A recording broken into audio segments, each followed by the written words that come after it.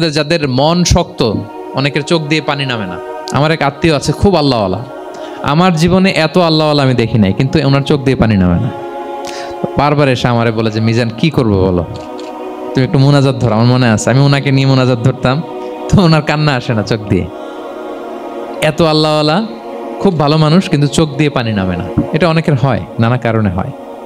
তো আল্লাহর হাবিব সাল্লাল্লাহু আলাইহি ওয়াসাল্লাম বলেছেন, কারো যদি চোখ দিয়ে পানি না নামে বা হৃদয় নরম না হয়, তারা যেন এতিমের মাথায় হাত বুলিয়ে দেয়। যারা এতিমকে ভালোবাসে আল্লাহ তাদেরকে ভালোবাসে। এবং আল্লাহর হাবিব সাল্লাল্লাহু আলাইহি ওয়াসাল্লাম বলতেন, আনা ওয়া কাফিলুল ইয়াতীমি ফিল জান্নাতি কাহাতাইন, আমি এবং এতিমের রক্ষণাবেক্ষণকারী এইভাবে প্রতিবেশীর মতো জান্নাতে থাকব। এই দুই আঙ্গুলের মাঝে যেমনি গ্যাপ নাই, আমার আর এতিমের রক্ষণাবেক্ষণকারী তার বাড়ির মাঝখানে কোনো গ্যাপ থাকবে না জান্নাতে। We will be neighbour in paradise. জান্নাতে এরকম আমরা কাছাকাছি থাকবো। আল্লাহু আকবার পড়েন। তাহলে এতিমের রক্ষণাবেক্ষণকারীকে আল্লাহ তাআলা ভালোবাসেন। যারা এতিমকে পছন্দ করে না, এতিমকে তাড়িয়ে দেয়, তাদেরকে আল্লাহ পছন্দ করেন। আল্লাহ তাআলা বলেন, আরাআইতাল্লাযী ইউকাযযিবু বিদ্দীন ফাযালিকাল্লাযী ইয়াদউল ইয়াতীম। যারা আখিরাতকে অবিশ্বাস করে তারাই এতিমকে ঘাড় ধাক্কা দিয়ে তাড়িয়ে দেয়। কোনো বিশ্বাসী কখনো এতিমের সাথে খারাপ আচরণ করে না। আপনাদের যাদের মন শক্ত, অনেকের চোখ দিয়ে পানি নামে না।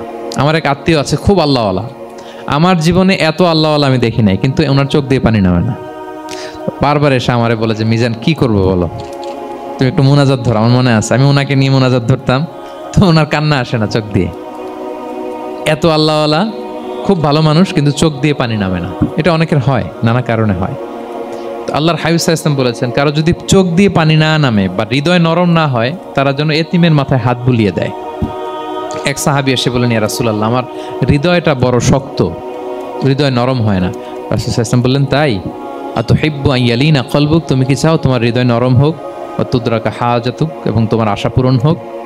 তিনি বললেন হ্যাঁ। তো রাসূল সাল্লাল্লাহু আলাইহি ওয়াসাল্লাম বললেন, ইরহামিল ইয়াতীম, এতিমের উপর রহম করো। ওয়ামসা আলা রাসি, এতিমের মাথায় হাত বুলিয়ে দাও। ওয়া আতইমহু মিন তুআমিক, তোমার খাবার এতিমকে খাওয়াও। তালিনু কলবুক, তোমার অন্তর নরম হবে। তুদরাকা হাজাতুক, তোমার ইচ্ছা পূরণ হবে। তাহলে হৃদয় যদি শক্ত থাকে, কার মাথায় হাত বুলাবেন? বুলাইছেন কখনো? খুঁজে খুঁজে হাত বুলাবেন। বাংলাদেশে তো অনেক অরফেনেজ আছে, অনাথ আশ্রম, ওখানে যাবেন। সুযোগ হলে একদিন যে একটু লাঞ্চ করলেন ওদের সাথে বসে, ডিনার করলেন, একসাথে খেলেন, ওদের মাথায় হাত বুলিয়ে দিলেন, সাধ্যমতো কিছু উপহার হাতে তুলে দিলেন, আপনার ইচ্ছা পূরণ হবে আর আপনার হৃদয় নরম হবে ইনশাআল্লাহ। আর এতিমকে আদর করা মানে নবী সাল্লাল্লাহু আলাইহি ওয়াসাল্লামের প্রতি ভালোবাসা দেখানো। কারণ আমার নবী এতিম হয়ে বড় হয়েছেন।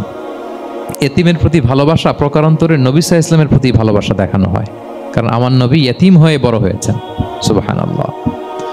কিন্তু তার বিপরীতে আমরা সমাজে কি দেখি? এতিমের মাথায় হাত বুলানো তো দূরের কথা, এতিমের সম্পদও খেয়ে ফেলে অনেকে। হ্যাঁ, এরকম আছে না?